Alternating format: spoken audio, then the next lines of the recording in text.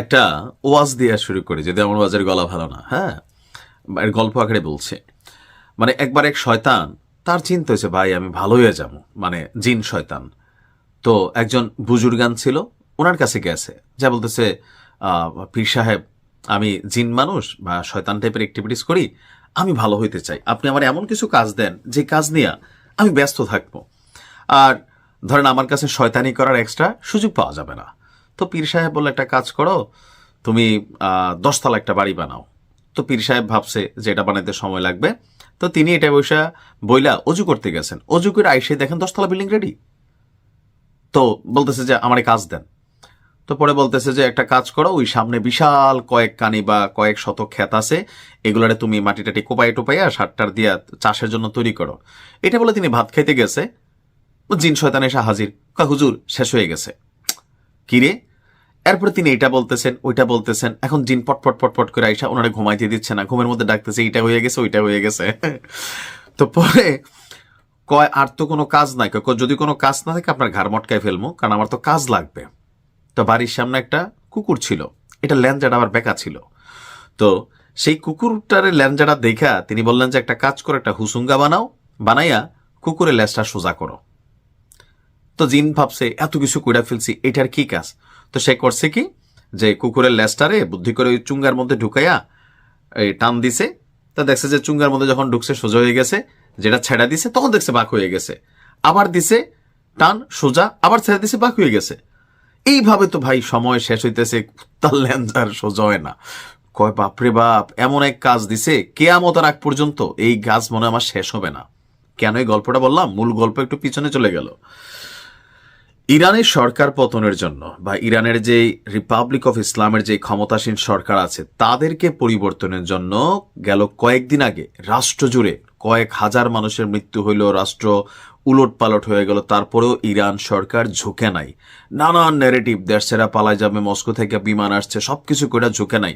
তোমরা রাজপথে লড়াই করো, আমরা আসতেছি, সাহায্য আসতেছে বলে ট্রাম্প জনগণকে যেভাবে সামনে নিয়ে আসছিল, পরবর্তী সময় যখন দুই একটারে বালিশ ছাড়া শোয়াই দিল সরকার, পেছন থেকে সরে গেল। এই টোটাল প্রসেসিং এর মধ্যে যখন সফলতা পাচ্ছিল না, এই মুহূর্তে মধ্যপ্রাচ্যের আরব সাগরে মার্কিন নৌবহরগুলো অবস্থান করছে, আরেকটা নৌবহর আসার পথে। তো এর মাঝখানে ইরান তাদের হরমুজ প্রণালী, বিশ্বের খুবই গুরুত্বপূর্ণ এই হরমুজ প্রণালী, অর্থাৎ ইরানের যে সাগর অঞ্চল আছে এখান দিয়ে সারা পৃথিবীর যে শিপিং, তেলের শিপিংগুলা যায়, জাহাজগুলা যায়, এই হরমুজ প্রণালী ব্যবহার করতে হয়। এটা ব্যবহার করতে হয় কেন?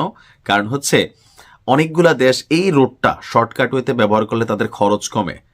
এখানে একটা বিশাল ইস্যু হচ্ছে এটা, যে রাস্তাটা অনেক কমে যায়, সময় কমে যায়, অ্যাজ এ রেজাল্টে হরমুজ প্রণালী সবাই ব্যবহার করে।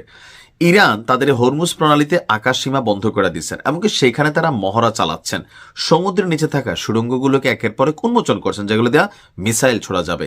এই পরিস্থিতি দেখে আমেরিকা আবার বলতেছে তারা সামরিক মহড়া চালাবে, কিন্তু সকল কিছুর পরে প্ল্যান বি অন্য কিছু। আসুন দেখি এই ঘটনার মধ্যে দিয়ে হঠাৎ কেন আমেরিকা তাদের সিদ্ধান্ত বদলাচ্ছে। হয়তো যে কোনো সময় পুট করে ঘটনা ঘটাবে, অথবা প্ল্যান বিতে হাঁটছে। এবার আমরা যদি দেখি যে পূর্ণাঙ্গ হামলা নয়, বড় কোনো অভিযান চালাবে না, সুপরিকল্পিত হামলায় ইরানের সরকার পতন ঘটাতে চায় যুক্তরাষ্ট্র। অর্থাৎ পুরো ইরানকে আক্রমণ করলে সারা দেশের মানুষ লড়াই করতে নামবে। এর মধ্যে বীরদের মধ্যে একটা দল, তারা কাফনের কাপড় পরে স্বেচ্ছায় শহীদ হতে আগ্রহী ফর্মে কিন্তু স্বাক্ষর করেছে। সারা পৃথিবীর যে কোনো জায়গা থেকে তারা মার্কিন যুক্তরাষ্ট্রের যে বিভিন্ন ইস্যু আছে সেগুলোতে তারা হাত দিবে, এটা কিন্তু বাস্তব। তো এটাতে কিছুটা টেনশনে আছে আমেরিকা। তো যার মাধ্যমে নতুন করে আরেকটা প্ল্যান চলতেছে, যে বিক্ষোভ উস্কে দিয়ে রেজিম চেঞ্জ যখন পতন হলো তখন নতুন ফন্দি আমেরিকার সরকারের। এর মধ্যে ইরানের নিরাপত্তা বাহিনী এবং শীর্ষ নেতাদের লক্ষ্য করে অভিযান চালানো হতে পারে। যেমনটা গেল বছর আপনার হয়েছিল, যে সামরিক, পারমাণবিক বিভিন্ন বড় পদে থাকা জেনারেল তাদের সবাইকে বালিশ ছাড়া শোয়াই দিছিল, ঠিক একই পরিকল্পনা এবারও আটা হচ্ছে। এবং যাতে দেশটির ভেতরে যে বিক্ষোভকারীরা ঘুমাই গেছে অথবা যাদের বিরুদ্ধে ইরানের সরকার অ্যাকশন নিয়েছে, অনেকে গ্রেপ্তার করছে, আটক করছে, অনেকে ইরান সাজা দিয়েছে, তো জনগণের মধ্যে এখনো এই যে ফুসে থাকা আগুনটা এটা কিন্তু রয়ে গেছে।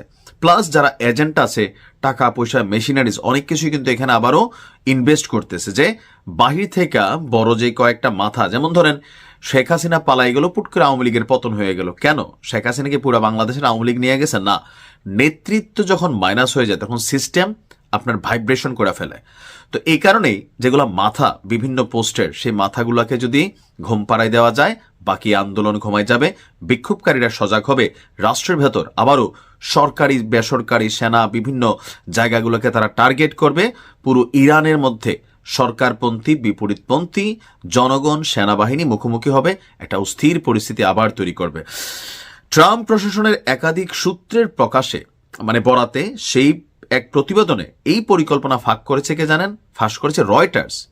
আন্তর্জাতিক গণমাধ্যম রয়টার্স বলতেছে প্ল্যান কিন্তু ভাই এটা। একই দিনে সিএনএন এর প্রতিবেদনে আবার বলা হয়েছে ইরানে বড় ধরনের অভিযানের পথে হাঁটছে ওয়াশিংটন। একটা বিভ্রান্তিমূলক অবস্থান দুইটা পত্রিকা এখানে করতেছে। তবে আমার ধারণা প্রথম যে প্ল্যানটা এটা করবে, অর্থাৎ প্ল্যান বি। সংশ্লিষ্ট কর্মকর্তাদের বরাতে প্রতিবেদনে বলা হয়েছে ইরানের পারমাণবিক কার্যক্রম এবং ক্ষেপণাস্ত্র উৎপাদন নিয়ে প্রাথমিক যে চলমান আলোচনা এটা ব্যর্থ হওয়ায় ট্রাম্প প্রশাসন কঠোর সামরিক পদক্ষেপের দিকে ঝুঁকছে। মধ্যপ্রাচ্যে যুদ্ধ হতে পারে, তবে যুদ্ধকে আপনার পুরো ইরান জুড়ে যেন ছড়িয়ে যেতে দেওয়া না হয়, সেজন্যই টেকনিক্যালি আপনার ওই যে বিশেষ ব্যক্তিবর্গ এই জায়গাগুলোকে আপনার টার্গেট করা হবে, যেন নেতৃত্বহীন আরেকটা অবস্থা হয়ে পড়ে। তো ওই অবস্থায় পড়লে স্বাভাবিকভাবে যিনি সর্বোচ্চ নেতা আছেন ভয় পাবেন। এমনকি একটা বাহিনী, একটা রেজিম যখন নেতৃত্ব না থাকে, তারা সবাই ভয় পাইতে শুরু করে যে যদি সরকার পরিবর্তন হয়, রাজা পেহালভি যিনি এই মুহূর্তে মার্কিন যুক্তরাষ্ট্রে আছেন, তাকেও কিন্তু দায়িত্ব দেওয়া হচ্ছে যে তুমি ভিতরে ভিতরে আবার একাট্টা করার চেষ্টা করো, টাকা লাগে, পয়সা লাগে, সব আমরা সাপ্লাই দেব, তুমি ভেতরটারে সামলো, আমরা বাহির থেকে সামলাই। আবার পুরো ইরানে যদি অভিযান চালায়, সেক্ষেত্রে রাশিয়া, চীন, উত্তর কোরিয়া বা আরও যারা মিত্রশক্তি আছে, ইউরোপীয় ইউনিয়ন, অনেকেই এই বিষয়টাকে কিন্তু পজিটিভ নেবে না। আবার আরব যে কমিউনিটি আছে, সৌদি আরব, আবার আরব আমিরাত বা বাহরাইন, প্রত্যেকে কিন্তু একটু একটু ভয় পাবে যে দেখো আজকে ইরান বলির পাঠা হয়েছে, কালকে আমরাও হইতে পারি। তো এরকম বিভিন্ন কারণে তারা তাদের আকাশ, ভূখণ্ড বা ভূসীমাগুলো কিন্তু ব্যবহার করার পক্ষে না। তো সার্বিক দিক দিয়ে মিলেয়া ট্রাম্প তো ভাই ঝুঁকেঙ্গা নেহি সালা, ইগুতে প্রবলেম আছে, তো সেই জন্য করতেছি। ওই যে ভিডিও শুরুতে জিনের কথা বলছিলাম না, যে একটা না একটা কাজ দিয়া ব্যস্ত থাকাই লাগে, নয়তো ঘাড় মটকাই ফেলবে।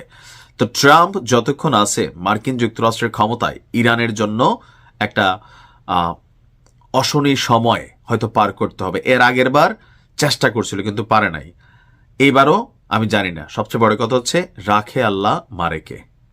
আল্লাহ যদি চায় ইরান ক্ষতিগ্রস্ত হবে, আল্লাহ যদি না চায়, যত পরিকল্পনা শত্রুরা করুক, সেখানে একজন উপস্থিত থাকেন, তিনি হচ্ছে আল্লাহ রাব্বুল আলামিন, তিনিই বাঁচাইতে পারেন। ভালো থাকুন, আসসালামু আলাইকুম।